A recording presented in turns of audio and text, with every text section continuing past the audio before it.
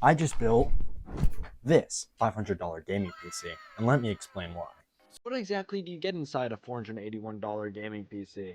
At the center of the build is a 6-core Ryzen 5 5500X. It sits inside an MSI B550M PRO-VDH WiFi motherboard, so this budget build still gets built in Wi-Fi, and a solid upgrade path. I also have a 16GB of T-Force Delta RGB DDR4 memory running in dual channel. The processor, motherboard, RAM together came in a Newegg bundle, coming out to $288. Handling the graphics card is the ASRock RX 5700 XT. My friend donated it to me, but I'm counting it as a current value is $90 because it's used, because it's a build fair price. For storage, I spent $33 on the 250GB NVMe SSD Gen 4. It's definitely small, but it's enough to install Windows and begin testing the system. The power supply cost me another $44. I got that off Amazon. It's a just basic 600 watt DSU. And the case was also donated by my friend, but I'm also gonna keep it as an expense at roughly $40 on the used market. It's a Lee, but it's on the lower end. All the taxing modes.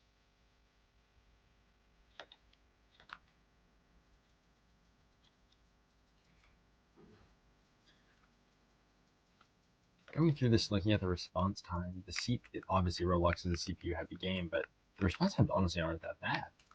Sure, they're a bit higher than they normally would be if I was playing on my main computer, but for a Ryzen 5 5500, this is pretty good. There's definitely no complaints on this game. Guess I'll have to wait until CSGO. Hey, so this is me running some quick little benchmarks on the CPU and GPU only. For some reason in the final result, you'll see that it did track the SSD as well and the RAM slightly. But this is just a small CPU, GPU check. It's using a subpar benchmarking app, but it's just the best free on-hand one that I could use. Cinebench I was having troubles with, so I just kind of resorted to this. All right, so as I'm looking through here, you're going to be seeing that I have the CPU benchmarks, which went really well. The GPU benchmarks, which went don't worry about it.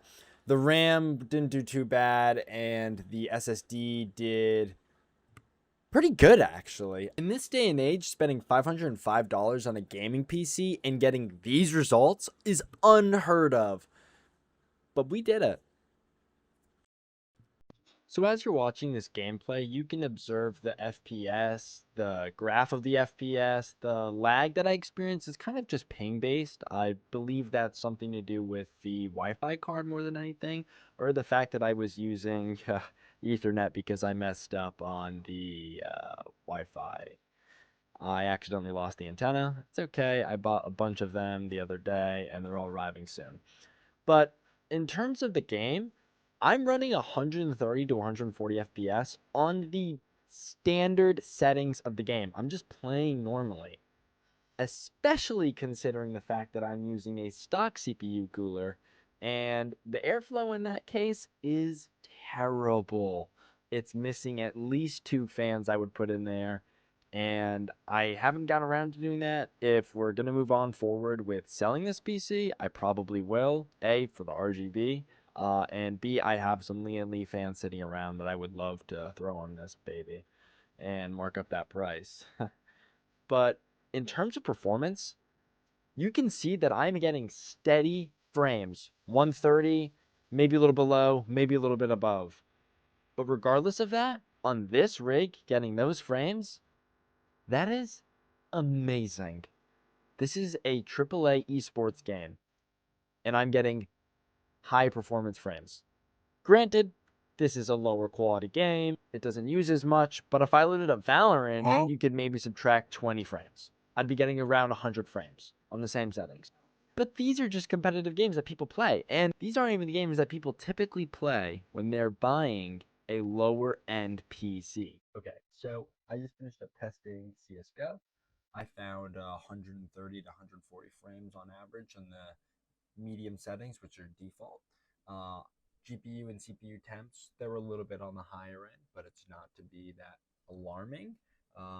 the temps that I'm seeing are not completely out of the norm, considering we're using a stock cooler and this GPU does not have a ton of heat displacement. But honestly, this is a pretty well performing computer for the price.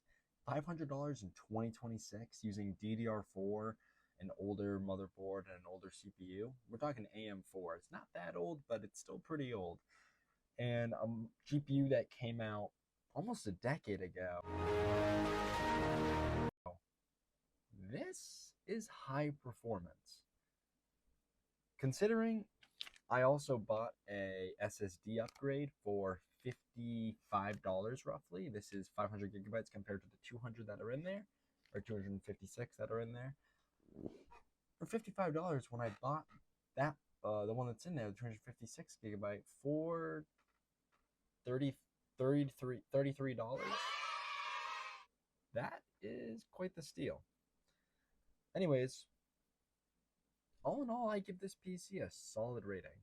I think that a PC like this at this performance level deserves some praise.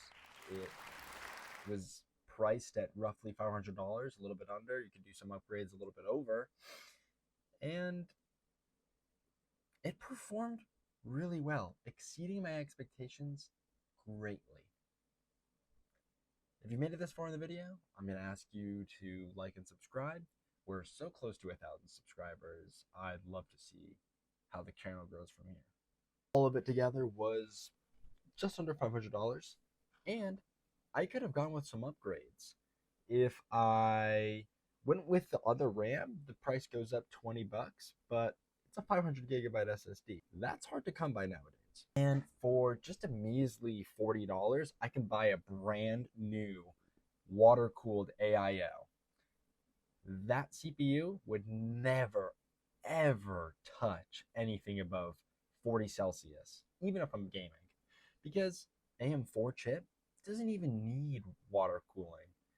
But if I were to do it, that baby would never touch. All in all, I think budget gaming is still alive, and this is proof.